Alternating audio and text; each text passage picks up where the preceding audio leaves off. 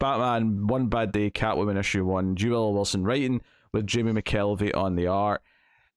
So, yeah, this is the story of Catwoman stealing something, which is not surprising. That often tends to be what she's doing. That's her bag.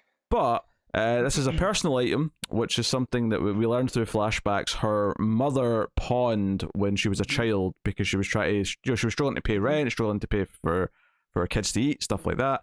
And the pawn shop guy only gave her a couple $100, saying it was a fake, and the raw stones in it are worth a little bit, but it's nothing super valuable. And then now she found out that it's for sale at this mega auction. Yeah, big museum in Gotham's auctioning it off, and she's like, that prick took advantage of my mother. But there's some twists and turns, and although I do like how she does the whole OJ defense of, I'm just stealing my stuff back, so I did like that little tag. Well, that's kind of her logic. Yeah, she's the first half of the issue, because it's a 70-page issue. The first half of it is like the heist itself, her sneaking in, getting some of the backstory with the flashbacks, her making some costume changes, pretending to be a waiter and the catering staff, stuff like that. And a very obviously important conversation with an old woman about the brooch that she's stealing. But the big twists and turns from the issue is that it turns out that it is still a fake, and that this woman is actually like this con artist who sells fake things to museums and auction houses.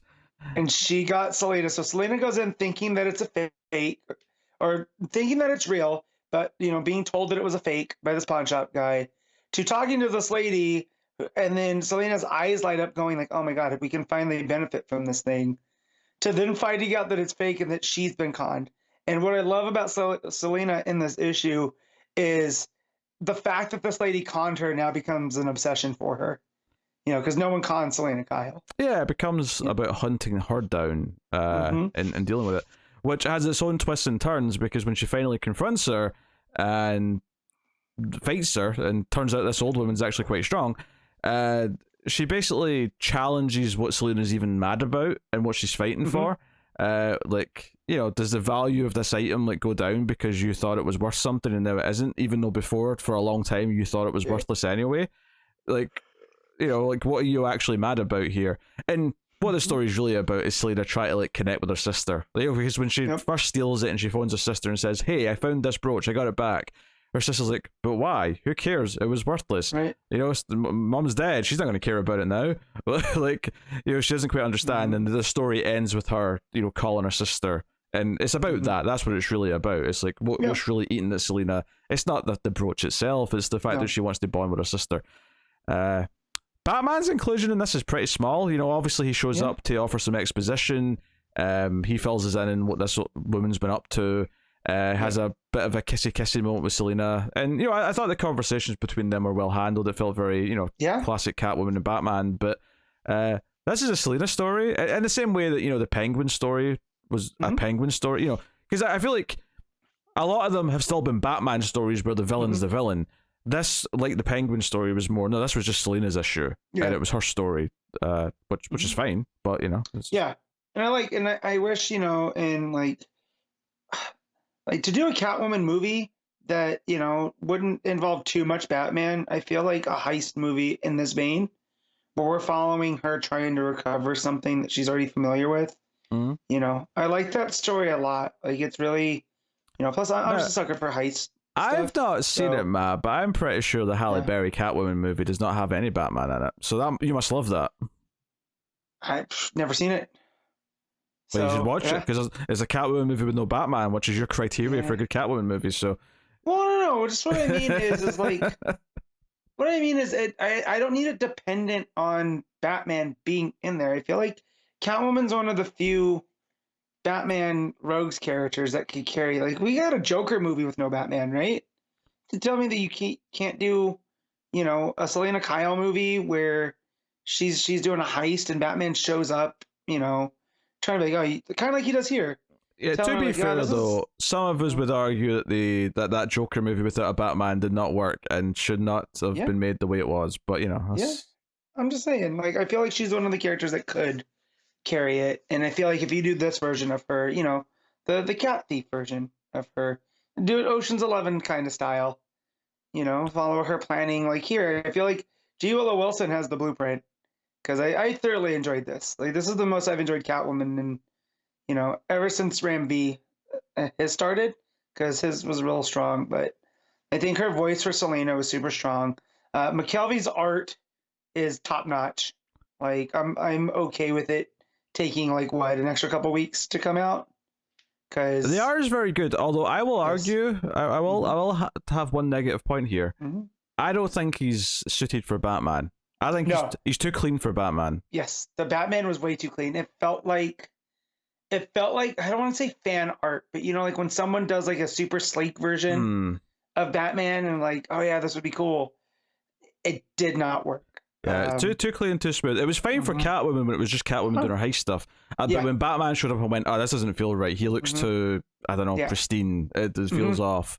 The suit feels brand new from the cleaners. Yeah, it needs to be a bit grittier for Batman, which, that's fine. And it's not a big deal in this issue because he's a small part of it. But no, but the art too, with the breakdowns and the way the action's done, like the scene on the rooftop that starts with the two guards and they're talking about all the stuff that's going on.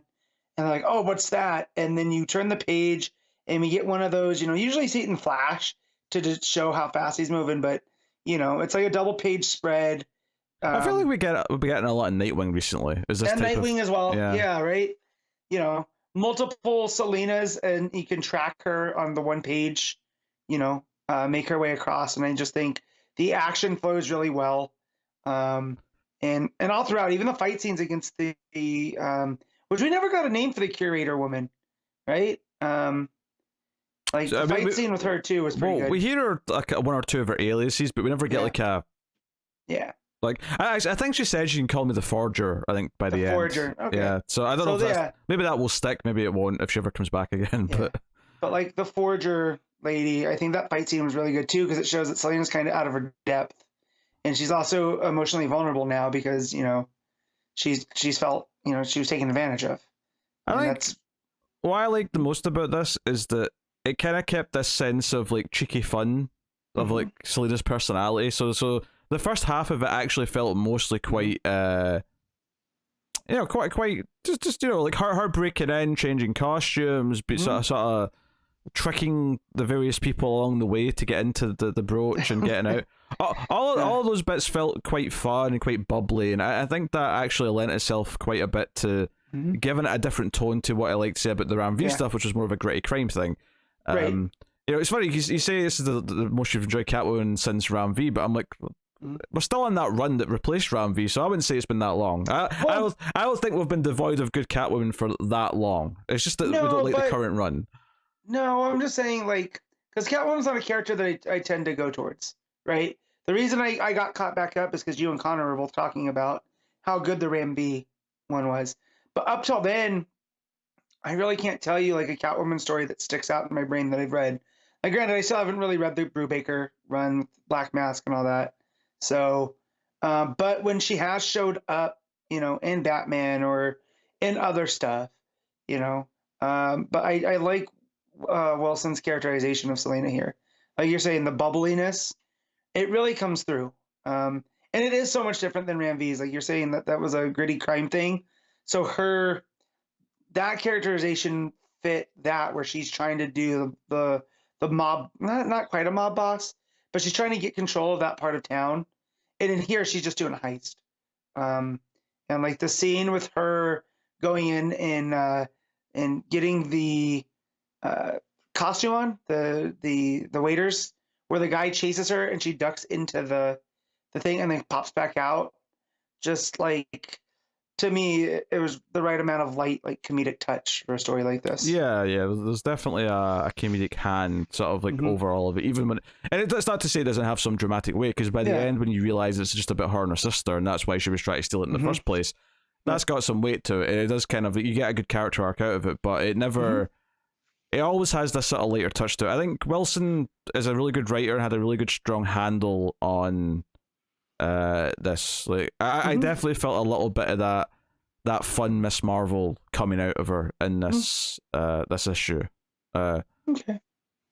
Just I'll tough to believe because I still haven't read a lot of Wilson's Marvel work. So. Well, and Miss Marvel, it was often she's a teenager, so she's going to sneak out of the house to go do some superhero stuff that she's not really meant to be doing because she's a teenager. But whereas here it's like, you know, Selena's going off to do a heist. She's going to go steal something.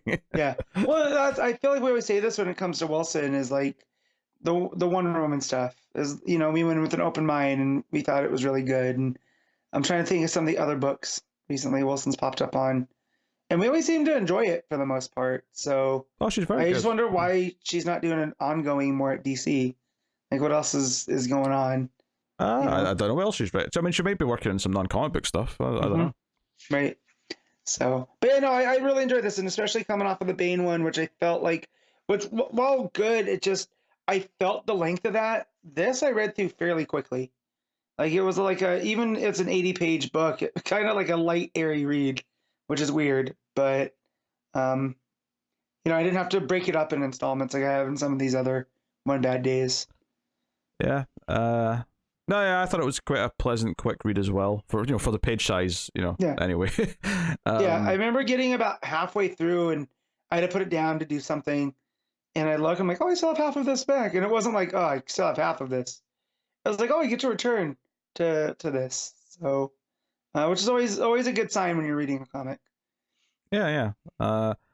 So, no, it's good stuff. What are you giving One Bad Day Catwoman? I'm giving this an 8.5. Yeah, I'll just go straight 8, I think, for me. But it was a really good time. And you know, any more Wilson on DC I can get, I'll take happily.